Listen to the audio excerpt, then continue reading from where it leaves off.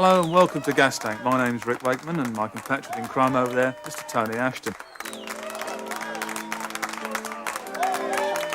But this week on the programme, we've tried to take a few people out of the context you might normally see them. And a very good sort of drinking pal of ours, and musician pal, we've taken from a band called Status Quo. Mr. Rick Parfitt, song called Little Lady, and this is the Ashton Wakeman Status Quo.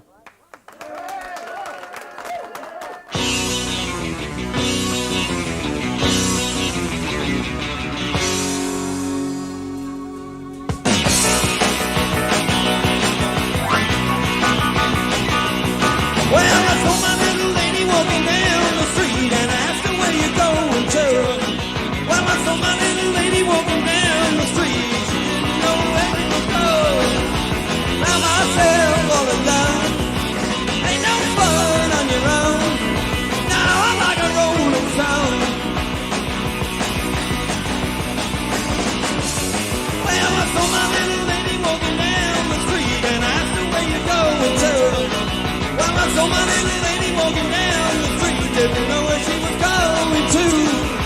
By myself all alone, ain't no fun on your own. Now I'm like a rolling stone.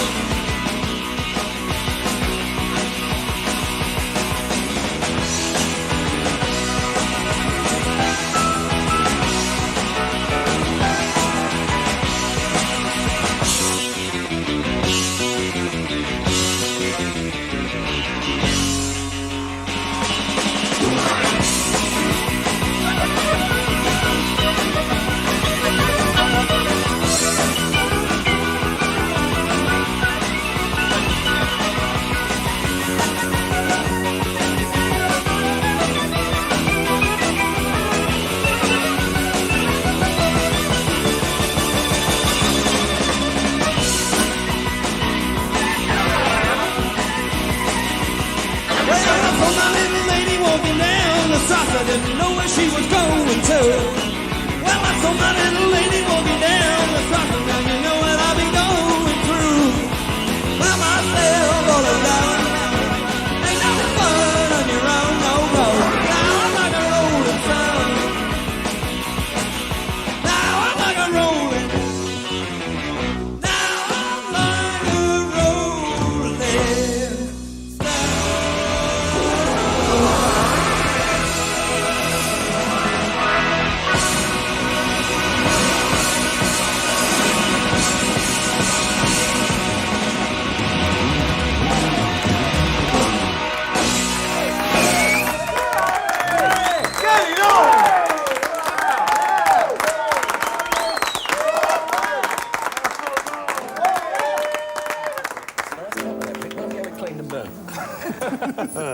Only messing with you, aren't I? Oh, good to see you. Yeah.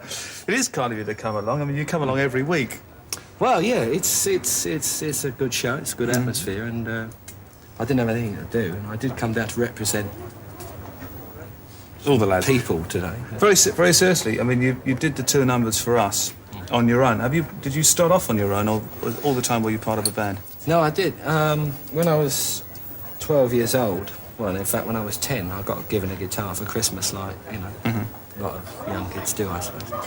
And I just wanted to play the guitar, and I got this guitar when I was 10, tuned it up best I knew how. I didn't know how to tune it, but I tuned it into something which I could hear was sort of right. And I always remember the first song I ever played on the guitar was Mary's Boy Child. Do you remember that? Well, I was born in Bethlehem. It's not holy, but yeah. And it was at Christmas, so it was very apt. Yeah, it was the first song that was written about me, actually, yeah. Yeah, well, it made a few people weep. That was the first thing you learned? Yeah. And I went on from there, and at 12 years old, I was sort of playing around the clubs at weekends. My dad was driving me around these working men's clubs. And I used to earn a sort of a fiver over the weekend, you know, which in those days, I mean, it's a long while ago. And it was quite a lot of money, you know, and it was great. My dad used to take it all, mind you, yeah. You know. And then after the war, you formed Quo.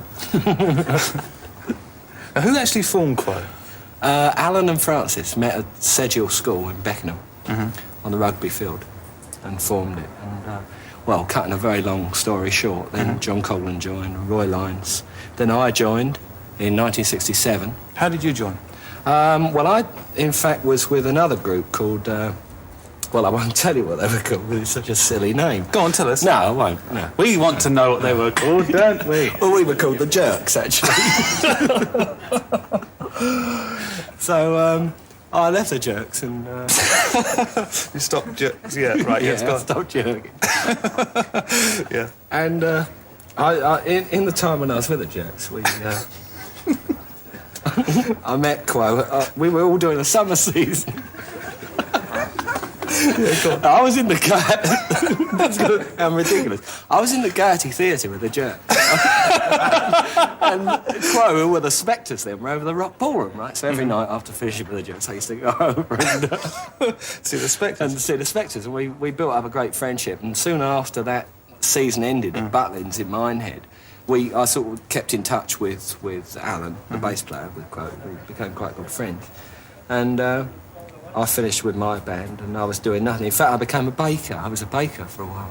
And I had this baker's round, you know. I used to go around delivering baker, you know. Really? I was doing that for a while, yeah. Really enjoyed that. When you joined the band, was it Quo then, or was it... Originally, it came out of a shoe. It's absolutely true. Like these Italian shoes, beautiful Italian shoes called Quo Vadis. And our manager at the time was a plumber. Smashing bloke, though. And...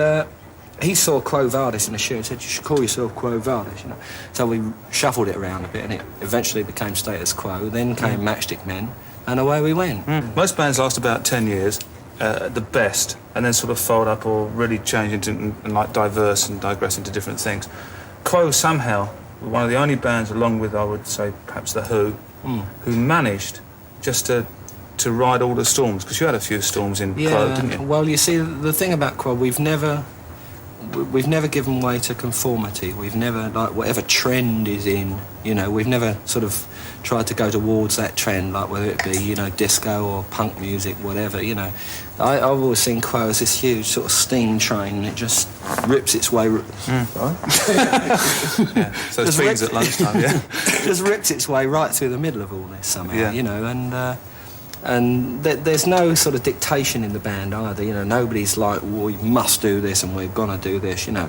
It's 100% effort from everyone in the band, and we all pitch in our ideas, we all write the songs, and it works quite well, you know. What about stuff on your own? Because now, like, you've done the programme for us, you've got your own studio, you know, out in Surrey you're working.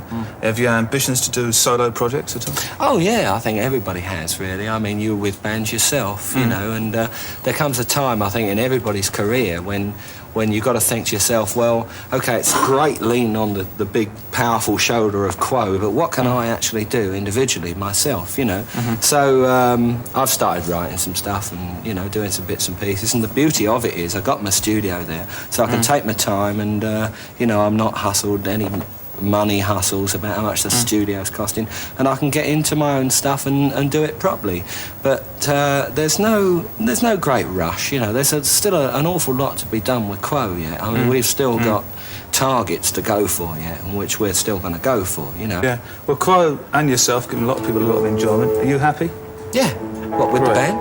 Yeah, and with everything. Oh, yeah, very much so, yeah. Great. Well, I hope it continues. Thank come you. back again on the next series. Okay. It's been a pleasure having you along.